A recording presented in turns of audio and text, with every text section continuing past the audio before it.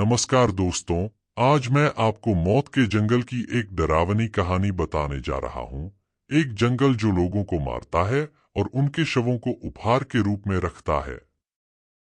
यह कहानी एक छोटे से गांव के पास स्थित एक घना और डरावना जंगल है, जिसे मृत्यु का जंगल कहा जाता था। यह जंगल इतना खौफनाक था कि गांव वालों ने हमेशा वहां जाने से बचने की चेतावनी दी थी। लेकिन इस डरावने जंगल के पीछे एक खतरनाक सच छिपा हुआ था, जिसे कोई भी गांव वाला जानने की हिम्मत नहीं करता था। जंगल के बारे में कहा जाता था कि यह किसी समय एक प्राचीन कबीले का इलाका था। उस कबीले ने अपने दुश्मनों को डराने के लिए इस जंगल में अजीब अजीब अनुष्ठान किए थे। धीरे धीरे समय बीता और कबीला गायब हो गया, लेकिन उनके किए गए खौफनाक काम इस जंगल में समा गए। लोग कहते थे कि जंगल में जाने वालों को अनहोनी का सामना करना पड़ता है। जो भी इस जंगल में प्रवेश करता, वह कभी वापस नहीं आता था। गांव में एक युवक था जिसका नाम अर्जुन था। वह हमेशा साहसिक कार्यों में दिलचस्पी रखता था और जंगल के बारे में सुनी गई भयावह कहानियों को महज अफवाह मानता था। एक दिन अर्जुन ने ठान लिया कि वह मृत्यु के जंगल में जाएगा और वहां की सच्चाई का पता लगाएगा। उसने यह निर्णय किया कि वह बिना किसी की मदद के जंगल की गहराई में जाएगा और वहां की चुप्पी को तोड़ेगा। अर्जुन ने एक सुबह, जब सूरज की किरणें हल्की हल्की जंगल में दाखिल हो रही थीं, अपना सफर शुरू किया। गांव वालों ने उसे रोकने की बहुत कोशिश की, लेकिन अर्जुन ने किसी की नहीं सुनी। वह अकेले ही उस डरावने जंगल में घुस गया। जंगल में कदम रखते ही अर्जुन को एक अजीब सी खामोशी महसूस हुई। हवा बिल्कुल रुक सी गई थी और जंगल में सन्नाटा था। न तो कोई पक्षी की चहचहाहट थी, न ही किसी जानवर की आवाज। केवल उसके कदमों की आवाज गूंज रही थी। जैसे ही वह और अंदर बढ़ा, उसे कई पुराने खंडहर दिखाई दिए, बिखरी हुई हड्डियां, टूटे हुए खंभे और मलबे के ढेर। यह सब किसी अजीब प्रकार के अनुष्ठान की निशानियां लग रही थीं। अर्जुन ने सोचा, यह सब बस पुरानी कहानियां होंगी, लेकिन जैसे जैसे वह आगे बढ़ता गया, उसकी स्थिति और भयावह होती गई। अचानक उसने एक अजीब सी आवाज सुनी, जैसे किसी की धीमी धीमी कराहें। वह डरते हुए आवाज की दिशा में बढ़ा, लेकिन हर कदम पर आवाज और ज्यादा तेज होती गई और उसे एहसास हुआ कि वह किसी की नहीं, बल्कि बहुत सी आवाजों से घिरा हुआ था। अर्जुन ने घबराते हुए कदम वापस उठाने की कोशिश की, लेकिन वह महसूस कर रहा था कि उसकी दिशा बदल गई थी। जंगल के पेड़ जैसे खुद ब खुद उसकी राह रोक रहे थे। तभी एक हल्की सी आंधी चली और अर्जुन ने देखा कि उसके आसपास कई अजीब सी आकृतियां घूम रही थीं। यह आकृतियां किसी इंसान जैसी लग रही थीं, लेकिन उनका चेहरा पूरी तरह से विकृत था। उनकी आंखें पूरी तरह से काली थीं और उनके शरीर से एक ठंडी, घनी छाया निकल रही थी। अर्जुन की सांसें थम गईं। वह समझ चुका था कि ये वे आत्माएं हैं जो इस जंगल में मारी गई थीं। वह घबराया हुआ अपना रास्ता ढूंढने की कोशिश करने लगा, लेकिन जैसे ही वह एक कदम बढ़ता, उसे ऐसा लगता जैसे जमीन में कुछ फंसा हुआ हो। अचानक उसकी जड़ें जैसे जंगल में गहरी हो गईं और वह अपने आप को हिलाने में असमर्थ था। फिर एक डरावनी और घनी आवाज आई, तुम भी अब हमारे साथ रहोगे। यह जंगल तुम्हारा कब्रगाह बन जाएगा। अर्जुन ने संघर्ष किया, लेकिन वह महसूस कर रहा था कि कोई अदृश्य शक्ति उसे और भी गहरे खींच रही है। उसकी आंखों में अंधेरा छाने लगा और वह किसी और दुनिया में खोने लगा। उसी समय एक धुंधली सी आकृति सामने आई और बोली, तुम्हारे जैसी आत्माओं को अब हम सहेजते हैं। तुम हमारी जगह ले लोगे। अर्जुन की आंखों के सामने दुनिया घूमने लगी और वह बेहोश हो गया। जब उसकी आंखें खुलीं, तो उसने पाया कि वह जंगल में नहीं बल्कि उसी खंडहर में है जहां से वह शुरू हुआ था। लेकिन अब वह भी एक भटकती आत्मा बन चुका था। वह उसी रहस्यमयी आवाज की गूंज महसूस कर सकता था जो पहले उसने सुनी थी। कुछ दिनों बाद गांव में एक और युवक, नितिन, ने अर्जुन की गुमशुदगी के बारे में सुना और उसने जंगल में प्रवेश करने का निर्णय लिया। लेकिन नितिन का भी वही हाल हुआ। वह भी अर्जुन की तरह जंगल में खो गया और उसकी आत्मा उस भयावह स्थान पर फंसी रह गई। समय के साथ कई लोग उस मृत्यु के जंगल में खो गए और इस डरावने जंगल की कहानी अब एक चेतावनी बन गई थी। गांव वालों का मानना था कि यह जंगल एक शापित जगह है जहां जो भी आता है वह कभी लौटता नहीं। कभी कभी गांव के पास से गुजरते हुए लोग उस जंगल से आती हुई घनी भयावह आवाजों को सुनते हैं। कहते हैं जो भी इन आवाजों को सुनता है वह भी जंगल के रहस्यों में खो जाता है। गांव में अर्जुन और नितिन की गुमशुदगी के बाद गांव वालों ने मृत्यु का जंगल के बारे में पूरी तरह से विश्वास कर लिया था। हर कोई उस रास्ते से दूर भागता था और कोई भी उस डरावने जंगल की तरफ देखने की हिम्मत नहीं करता था। लेकिन जैसे जैसे समय बीतता गया, कुछ लोग इस जंगल के रहस्य को जानने के लिए और अधिक जिज्ञासु हो गए। किसी अजीब कारण से गांव के पास एक और युवक, करण, आया। वह शहर से था और गांव के पुरानी कहानियों में रुचि रखता था।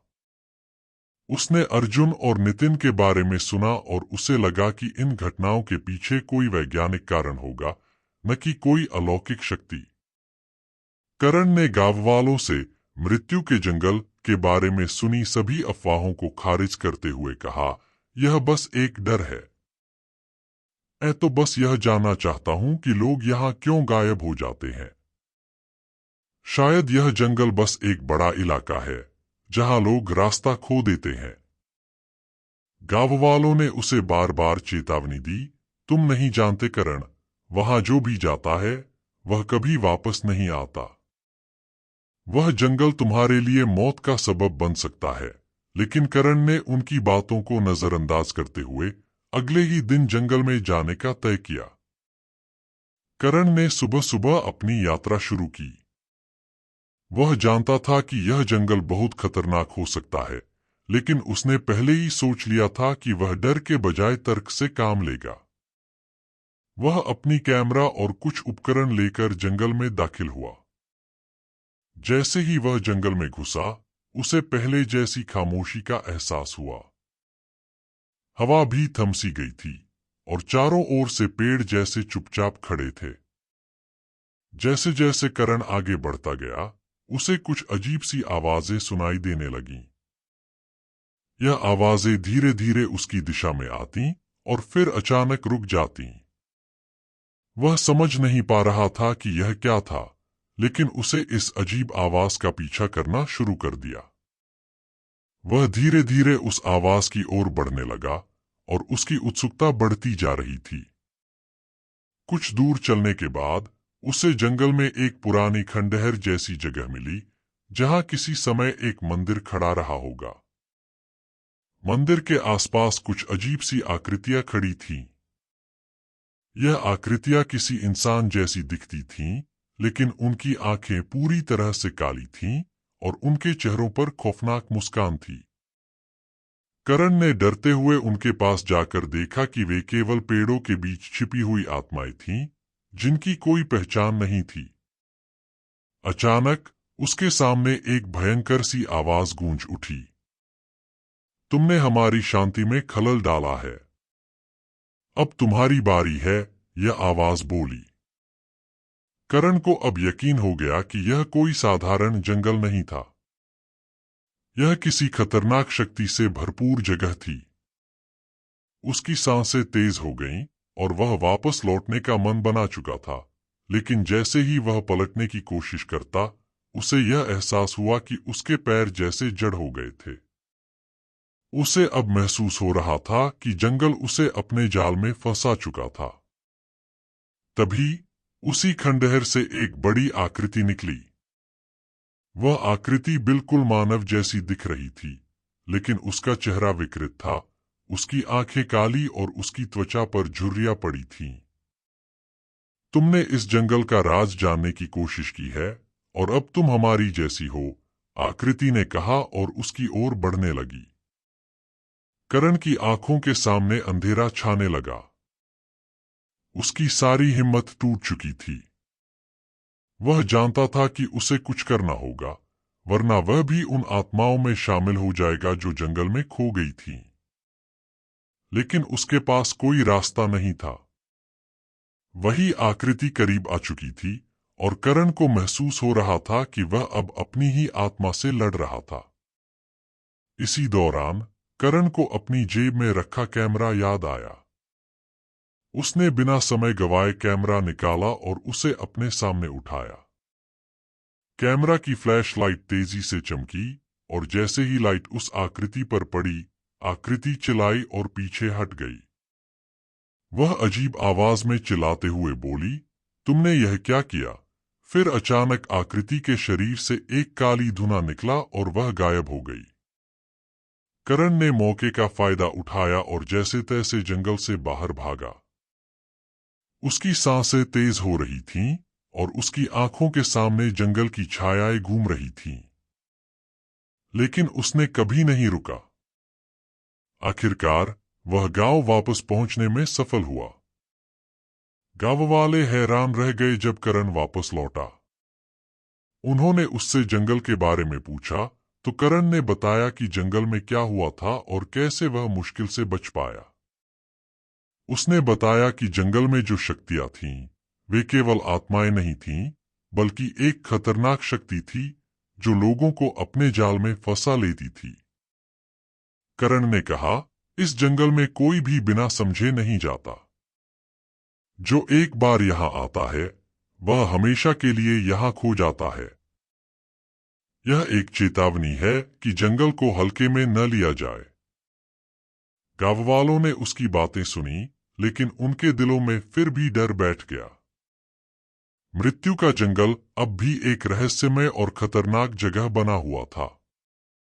लेकिन करण का अनुभव यह साबित कर चुका था कि यहाँ की आत्माएं और शक्तियां किसी प्रकार की साधारण प्रकृति से नहीं थीं। फिर से मृत्यु का जंगल ने अपनी खौफनाक चुप्पी तोड़ दी थी और यह फिर से गांव वालों के लिए एक चेतावनी बन गया था। करण के जंगल से बचकर लौटने के बाद मृत्यु का जंगल अब गांव वालों के लिए सिर्फ एक डरावनी याद नहीं, बल्कि एक चेतावनी बन चुका था। लेकिन समय के साथ उन भयावह घटनाओं को भूलने की कोशिश की जाने लगी। लोग मानने लगे थे कि अगर किसी ने अब इस जंगल से दूर रहकर अपनी जिंदगी सामान्य रखी तो शायद कुछ नहीं होगा। लेकिन एक साल बाद जंगल के आसपास कुछ और अजीब घटनाएं होने लगीं। पहले तो यह घटनाएं छोटी छोटी थीं। कुछ लोग जो रात को अकेले रास्ते से गुजरते, वो अचानक लापता हो जाते। कभी कभी कुछ लोग उस जंगल के पास से गुजरते वक्त अपने फोन से किसी अजीब सी चीखती हुई आवाजें सुनते थे, लेकिन जब वे जंगल में जाकर देख पाते तो वहां कुछ नहीं मिलता। फिर एक रात गांव में एक नई दुर्घटना घटी। गांव के सबसे साहसी युवक समीर ने अपनी दोस्त निशा के साथ जंगल में जाने का फैसला किया।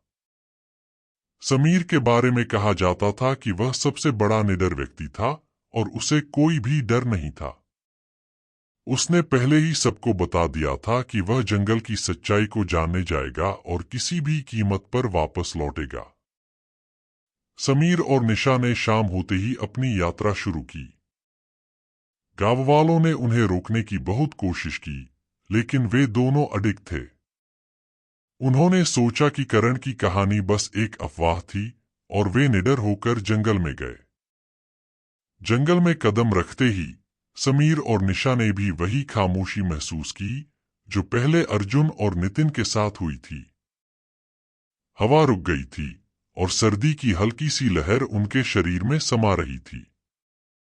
दोनों ने एक दूसरे से कहा कि यह सब बस डर का नतीजा है और वे रास्ते पर बढ़ते गए। लेकिन जैसे जैसे वे गहरे जंगल में जाते गए, उन्हें वही अजीब आवाजें सुनाई देने लगीं।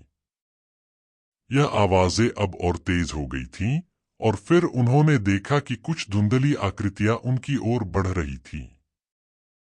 ये आकृतियां वे थीं जिनके चेहरे विकृत थे और आंखें पूरी काली थीं। समीर ने कहा, हम इनसे डरेंगे नहीं, ये सब अफवाहें हैं। लेकिन निशा की आंखों में डर साफ नजर आ रहा था। अचानक वही भयंकर आवाज गूंज उठी, तुम दोनों अब हमारी दुनिया में शामिल हो चुके हो। समीर और निशा को समझते देर नहीं लगी कि वे वही गलती कर चुके थे जो पहले बहुत से लोग कर चुके थे। समीर ने अपनी पूरी ताकत से दौड़ने की कोशिश की, लेकिन यह सब बेकार था। जैसे ही उसने मुड़कर देखा, वह और निशा दोनों जंगल की एक रहस्यमयी शक्ति से बंध गए थे। उनका शरीर हल्का सा उड़ रहा था, जैसे वे जमीन से उठ रहे हों। फिर अचानक समीर और निशा ने देखा कि उनके आसपास से सैकड़ों धुंधली आकृतियां निकल रही थीं और सभी के चेहरों पर खौफनाक मुस्कान थी। तभी एक बहुत पुरानी, गहरी आवाज गूंज उठी, तुम दोनों अब हमारे साथ हमेशा के लिए रहोगे। तुमने इस जंगल को चुनौती दी थी, अब तुम इस जंगल का हिस्सा बन चुके हो। समीर और निशा की आंखों में डर और अंधेरा फैलने लगा। दोनों ने एक दूसरे का हाथ कसकर पकड़ लिया, लेकिन इससे पहले कि वे कुछ कर पाते, वे पूरी तरह से उस जंगल में समाहित हो गए। गांव में जब अगले दिन लोग समीर और निशा की तलाश में गए, तो उन्होंने पाया कि जंगल के भीतर कोई भी उन्हें देखने नहीं पहुंच सका। कई दिनों तक खोजबीन करने के बावजूद दोनों का कोई सुराग नहीं मिला। गांव वालों ने फिर से महसूस किया कि मृत्यु का जंगल अब और भी खतरनाक हो चुका था। गांव वाले अब पूरी तरह से उस जंगल से डरने लगे थे। यह जंगल अब एक ऐसा स्थान बन चुका था जहां जाने वाले कभी वापस नहीं लौटते थे। वे समझ गए थे कि यह सिर्फ एक जंगल नहीं, बल्कि एक शापित जगह है। यह जगह उन आत्माओं से भरी हुई थी जो कभी इस जंगल में खो गई थीं। समीर और निशा की गुमशुदगी के बाद यह जंगल पूरी तरह से एक रहस्य बन चुका था। कोई भी उस जंगल में फिर से जाने की हिम्मत नहीं करता। गांव वाले कहते थे कि जो भी इस जंगल में प्रवेश करता है, वह या तो अपनी जान खो देता है या फिर कभी भी वहां से वापस नहीं लौटता। वह जंगल अब केवल एक डरावनी याद बनकर रह गया था और लोग उसे दूर से ही देखते थे। लेकिन जंगल के भीतर कभी न कभी उन आत्माओं की चीखें अभी भी गूंजती हैं। तो दोस्तों, यह है मौत के जंगल की कहानी। आशा है आपको वीडियो पसंद आएगा, और अगर आपको यह वीडियो पसंद आया तो कृपया मेरे वीडियो को लाइक करें, शेयर करें और मेरे चैनल को सब्सक्राइब करें।